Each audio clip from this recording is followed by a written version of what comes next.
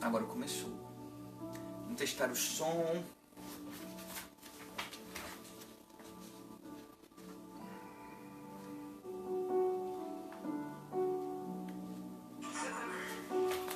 Acho que tá funcionando. Som bem bom. E aí, pessoal, se puderem então, compartilhem essa live, compartilhem esse vídeo, para que essa mensagem chegue a alguém. Se de repente eu falo um pouquinho mais devagar ou dessa maneira, é para que a minha fala meio que fique compreensível, vamos dizer assim, aos ouvidos de quem escuta, aos ouvidos de quem ouve. Bom, compartilhem então essa mensagem para que possa chegar a alguém. E vamos junto nessa perícope, nessa parte que eu destaquei da Bíblia, para que nós possamos talvez aprender juntos, ou justamente analisar juntos um ponto, nem que seja para discordar. Às vezes talvez seja um ponto bom para a gente crescer na fé. Talvez o que eu fale para vocês não seja algo novo, mas eu não vim talvez fazer novas revelações, mas justamente mostrar a face daquele que é justo, daquele que é digno, e como nós vamos ver nessa passagem, aquele que é misericordioso. Bom, então se vocês puderem, mais uma vez, compartilhem essa mensagem. Se tratando então da passagem de Lucas, no capítulo 19, do versículo 1 ao 10, nós vemos a história de Zaqueu, a história de Jesus e Zaqueu. E o que aconteceu naquele processo, naquela ida dele a Jericó, e enfim. Eu tentei dividi-la também, mais sistematizadamente, para podermos entender de uma maneira mais fácil. Então eu escrevi de uma forma que ficasse ponto a ponto, que de parte em parte nós conseguíssemos comparar qual que era a realidade do contexto, qual era a realidade psicológica, psicossocial.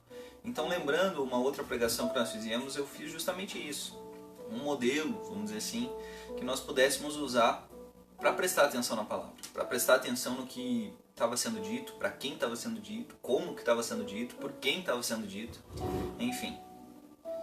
Então, na primeira fase, na fase que nós chamamos de fase preparatória, eu escrevi da seguinte forma, e nós vamos ler a palavra já nessa fase. Na perícope encontrada no Evangelho escrito por Lucas, analisaremos um acontecimento em Jericó, entre Jesus, o Verbo encarnado, e Zaqueu, o publicano. Iniciamos então a leitura proposta no versículo 1. E tendo Jesus entrado em Jericó, ia passando. E eis que havia ali um homem chamado Zaqueu. E era este um chefe dos publicanos, e era rico. E procurava ver quem era Jesus, e não podia, por causa da multidão, pois era de pequena estatura. E correndo adiante, subiu a uma figueira brava, para ver, porque havia de passar por ali. E quando Jesus chegou àquele lugar, olhando para cima, viu e disse-lhe: Zaqueu, desce depressa, porque hoje me convém pousar em tua casa. E apressando-se, desceu e recebeu com júbilo. E vendo todos isso, murmuravam, dizendo que entrara para ser hóspede de um homem pecador. E levantando-se Zaqueu, disse ao Senhor: Senhor, eis que eu dou aos pobres metade dos meus bens. E se em alguma coisa tenho defraudado alguém, o restituo quadruplicado. E disse-lhe Jesus: Hoje veio a salvação a esta casa, pois também este é filho de Abraão. Porque o Filho do Homem veio para buscar e salvar o que se havia perdido. Lendo o texto e conhecendo algumas interpretações, né, Flash? Algumas interpretações diferentes, tentaremos realizar uma exposição do mesmo texto para falar dos possíveis assuntos encontrados nesses 10 versículos. Para isso, nós dividimos em 5 partes, fora essa fase preparatória. A dimensão espaço-temporal da ação, de como aconteceu. O contexto espaço-tempo, de onde tudo aconteceu, é observado no primeiro versículo. E tendo Jesus entrado em Jericó, ia passando. Bom, Jesus realizou muitos feitos e ensinamentos importantes em sua caminhada terrena. Fora os evangelhos sinóticos, em que justamente Lucas está inserido, né? Podemos observar tais atos ao acompanhar o capítulo anterior de Lucas, onde vemos passagens como a parábola do fariseu e publicano, Jesus abençoando as crianças, o jovem rico, o cego de Jericó. As figuras que apresentam-se nessa narrativa são quais? Jesus, que a gente já tinha mencionado como verbo encarnado, Zaqueu como chefe dos coletores de impostos e a multidão. A dimensão de espaço então fica com a cidade de Jericó. Para nós é uma cidade antiga, né? Uma antiga cidade da Palestina localizada às margens do Rio Jordão. E de tempo é quando Jesus já se encontrava dentro da cidade. Então nós podemos analisar assim. Mas e aí? Teve alguma dimensão para hoje, para esse nosso mundo hoje, ou alguma coisa assim? Vamos chegar lá. Então para isso nós fizemos então a dimensão teológica da ação. Jesus desafiou a confiança do povo. Apesar de muitas vezes as multidões buscarem somente milagres, muito longe daqui, ele optou por se hospedar na casa de um homem que não era bem visto pela sociedade da época. Inclusive, como destaca o versículo 7, um homem pecador. Somente com isso poderíamos citar outros feitos e ensinamentos do mestre que acabavam desequilibrando a religiosidade ou a falsa religiosidade ou essa máscara ao qual as pessoas tendiam a esconder-se, que só demonstravam justamente uma religiosidade falsa, uma religiosidade que talvez não agradasse a Deus. Mas se nós nos atermos a esse momento, nós notamos que Jesus não teve nenhuma interrupção. Ele não se deixou abalar pelas murmurações do povo e tocou em um ponto que era delicado e se torna delicado para nós. Será que Zaqueu, decidindo dar os bens aos pobres, estaria realizando o que o jovem rico não conseguiu? Apesar de que, quando o jovem rico encontrou Jesus, ele falou para vender tudo que tinha e não necessariamente dar metade igual o Zaqueu propôs, né? Mas, continuando, será que os seus atos estariam conquistando a salvação que Jesus citou no versículo 9? Será que Zaqueu estava mostrando que as obras justificam um homem? Para esclarecer, lerei uma nota de uma Bíblia de estudo chamada Apologia Cristã, tradução feita por Neymar Ribas, da editora CPAD. A salvação não veio a Zaqueu por causa de suas obras. Na verdade, o seu encontro com Jesus e a subsequente modificação do seu coração foram exibidas por seus atos, versículo 3 no versículo 8. Embora não tenhamos uma informação direta, supostamente a resposta positiva de Zaqueu aponta para a sua fé em Jesus como o Cristo. A multidão podia pensar que Zaqueu perdera o acesso à benevolência de Deus por causa de sua avareza, mas Jesus declarou que ele era filho de Abraão, tanto quanto os demais ali. Essa então era a citação. Sempre que observarmos a Bíblia, nós conseguiremos notar que um assunto puxa o outro, de maneira nenhuma eu venho aqui defender um pilar da reforma, feita seja por Lutero ou por alguns reformadores. Mas podemos ver que a fé em Cristo, se o relato estiver certo, né, essa citação, faz com que a pessoa olhe para dentro e perceba os seus erros, que o rumo que a sua vida está levando e quais correções devem ser feitas.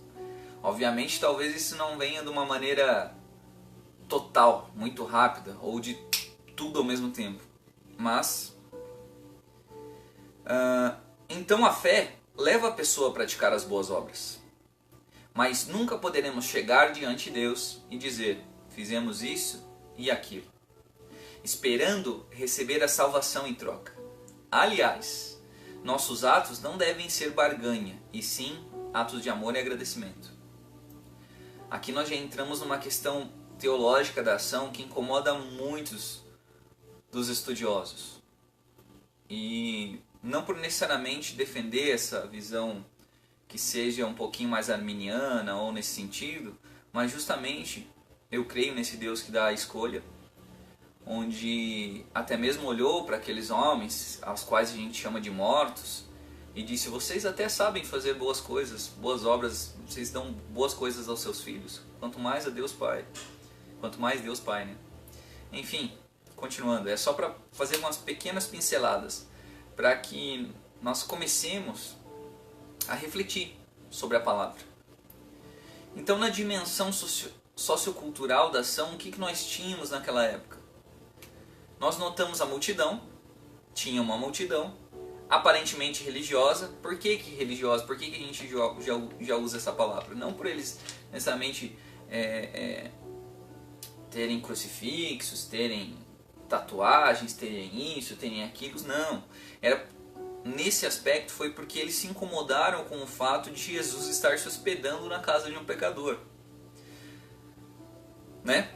Composta também, então, além da multidão, pelos publicanos, que eram pessoas do próprio povo, escolhidas para cobrar impostos, e que não eram bem vistos, pois eram traidores do próprio povo.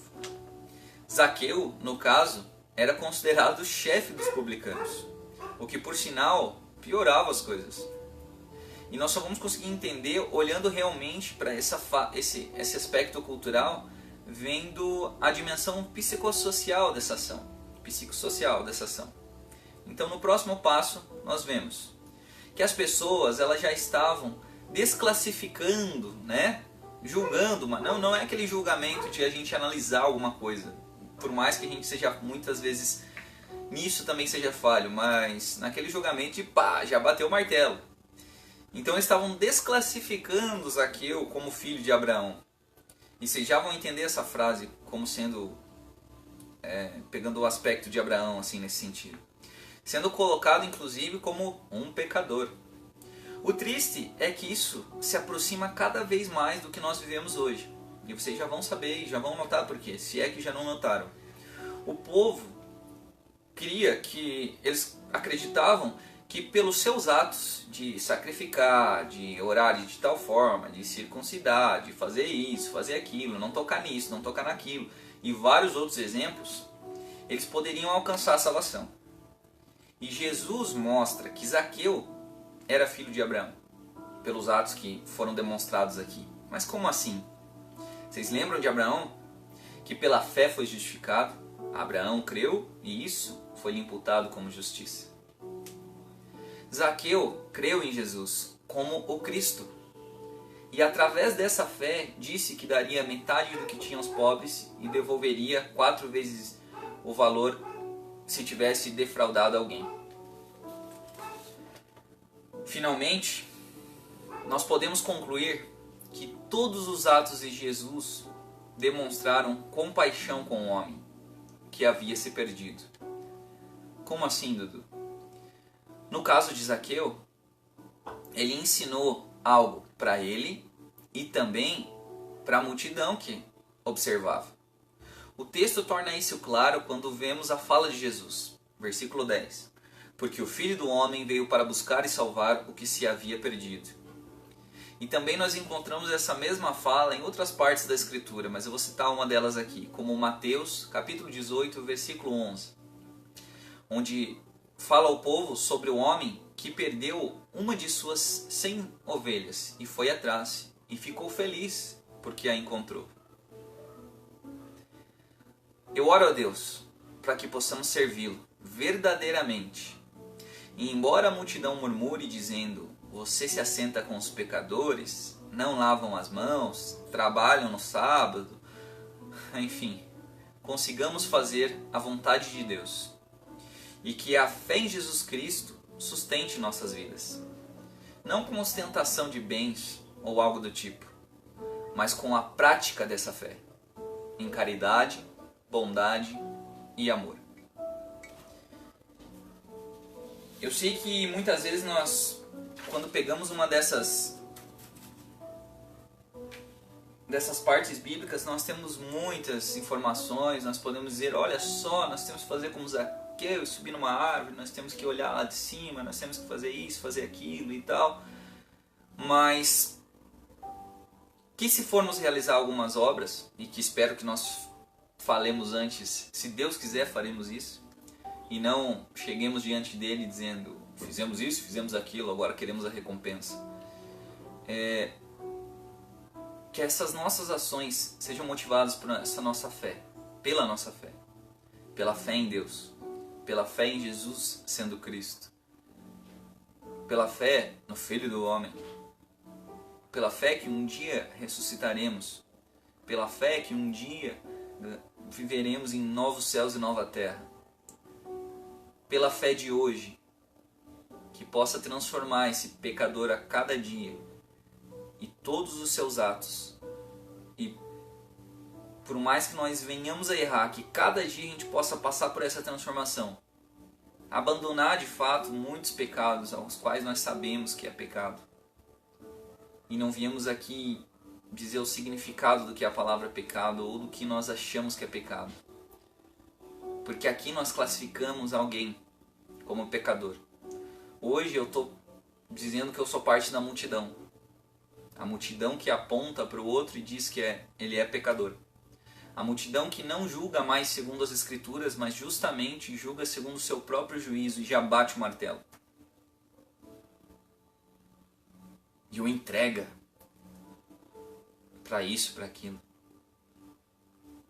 Então que nós possamos ter fé, fé que realmente nós, ou Jesus em nós, o Espírito Santo, o poder de Deus, possa fluir através das nossas vidas, para encontrar o perdido, para que nós não só falemos, vá com Deus, e se o nosso irmão estiver com frio e fome, nós não façamos nada para ajudá-lo. Agora está chegando o inverno, e quantos de nós poderão fazer algo para pessoas que talvez não tiveram a mesma chance que nós temos? Talvez pessoas que sejam apontadas como pecadoras, como bêbados, como isso, como aquilo.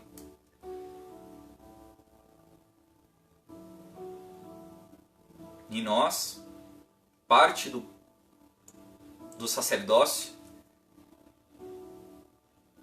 olharemos para essas pessoas e dizemos, não, é um pecador. E mais, nós temos muito mais passagens que mostram essa falsa religiosidade. Nós temos muito mais passagens que, infelizmente, mostram como nós somos. E é aí que nós devemos nos encaixar. Que possamos sim notar o ato de Zaqueu, que pela fé, pelo menos disse, né, que faria boas obras, que daria metade dos seus bens e se ele tinha defraudado alguém, devolveria 4 vezes o que ele tinha defraudado. Mas que nós possamos aprender com Jesus, que ensinou também a multidão. A multidão que apontava e que julgava. É um pecador. Eu espero que sempre isso aconteça, que eu possa ver nesse espelho da hipocrisia. Sempre que eu apontar para alguém dizendo, é um pecador, que eu possa me enxergar. E quando eu abrir esse evangelho e ler a mensagem, eu me encaixe na parte certa da mensagem. Eu seja quem eu devo ser na mensagem. Eu possa aprender com Zaqueu, possa ver com o Jesus, os atos dele, mas que as piores pessoas, sejam elas a própria multidão desse texto, a própria multidão que julgava, dizendo que ele era um pecador, que eu possa aprender também com o exemplo dessa perícope, desse texto, onde eu não aponte isso ou aquilo, onde eu não bato o martelo, onde eu não devo, e que realmente eu possa praticar essa fé, eu possa ter a oportunidade de dizer: hoje eu avaliei os meus atos da minha vida e vi que estou equivocado nisso, naquilo, naquele outro. E agora sim, eu vou fazer alguma coisa, se Deus quiser, para mudar em mim, e para que de repente possa ter pessoas que olhem para minha vida e glorifiquem a Deus Pai que estás nos céus. Amém? Então fique com essa mensagem, reflita nela, reflita de como Jesus agiu, reflita como Zaqueu agiu, reflita como a multidão agiu. Mas não olhe para isso, para aquilo, olhe para você, olhe para a tua vida, e que isso te dê força, e essa fé que você tem, ou talvez que você venha a ter, seja em Cristo. Porque é essa fé que nos leva à salvação. Porque é nós que andamos perdidos, desgarrados, e o nosso pastor falou a voz, falou em alto bom som: eis que estou à porta e bato. E prometeu que aquele que abrisse a porta, ele entraria e cearia com ele. É isso aí? Então, por favor, se você assistiu até aqui, compartilhe essa mensagem, e que o dia de hoje seja justamente para nós refletirmos, para nós pensarmos nos nossos atos, para nós de repente, pode ser em secreto, não tem problema, você não precisa ligar uma câmera e falar disso, daquilo e tal, mas que isso possa refletir também na tua vida, a ponto de que pessoas possam olhar e realmente, assim como já foi dito, glorificar a Deus. Não fique preocupado se as pessoas vão te dar parabéns por isso, parabéns por aquilo, porque muitas vezes o ato de arrepender-se, ele não vem de uma maneira doce, não vem de uma maneira suave para que nós possamos ser aplaudidos pelos homens. Às vezes esse ato que você precisa, ou que você percebeu que Deus tocou no seu coração de fazer, e eu não digo para inventar coisa do nada, é justamente seguir a palavra dele. Às vezes o ato que você vai fazer não seja agradável aos olhos das pessoas. Assim como nós vimos que Jesus não agradou a multidão. Que a multidão que estava seguindo ali, que estava querendo ver Jesus, que fazia milagre por aqui, por ali, pela Galileia, por tais lugares, não sei o que, enfim, fazia isso, fazia aquilo, murmurou contra Jesus, não julgando somente Zaqueu, mas também a Jesus. E no final,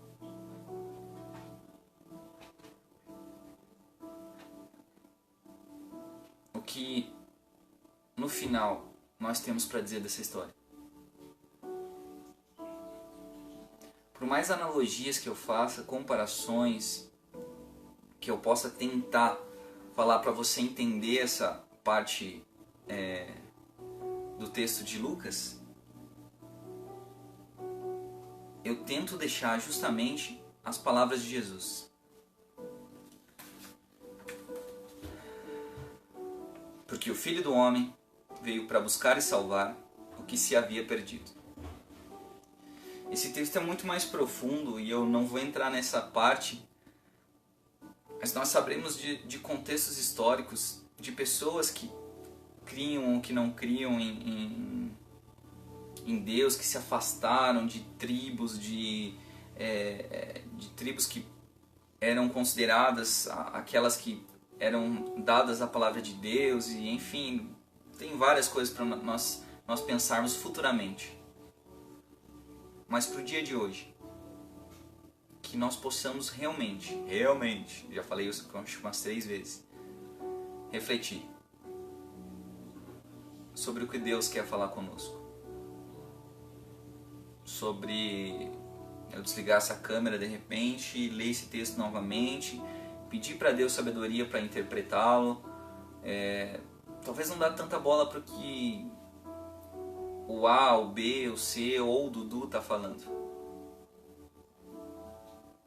Mas realmente pedir a Deus para que você possa entender esse texto.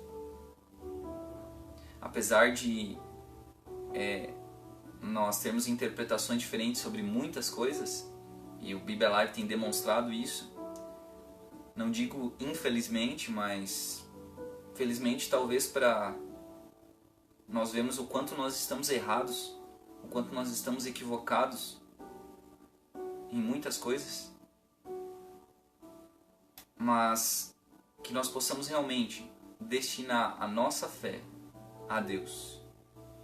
E mais uma vez, se nós dizemos que amamos tanto a esse Deus, que a gente possa cumprir os mandamentos dele.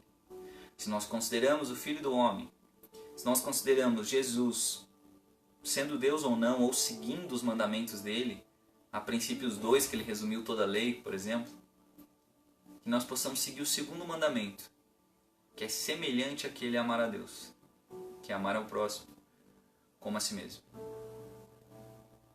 Então que você possa ter uma visão diferente sobre você. Que você possa ter uma visão que às vezes você só olhando no espelho ali, no espelho físico, e olhando esse rosto que provavelmente você deve achar, nossa, mas que rosto, enfim, não seja o bastante. Você tem que olhar no fundo da tua alma, você tem que olhar no fundo das tuas atitudes, tem que olhar no fundo dessa pessoa que você diz ser. E se você vai errar, é provável que você erre. Se você vai cometer algum pecado, é provável.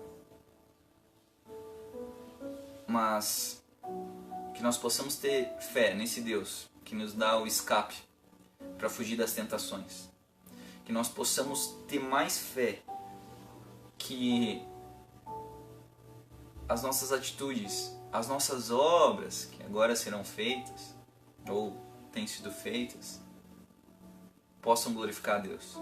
E não somente a fama, a isso, aquilo. Porque aí nós podemos construir o maior templo do mundo e abrigar tantas pessoas. Mas ele vai estar vazio. O Filho do Homem vai voltar, e onde é que ele achará a fé? Se a multidão era religiosa demais, apesar do texto não dizer, mas nós sabemos por causa de outros textos, a multidão só queria milagres. A multidão só queria adicionar aquele homem que andava na rua ao contexto de vida deles, porque eles queriam isso, aquilo, aquele outro.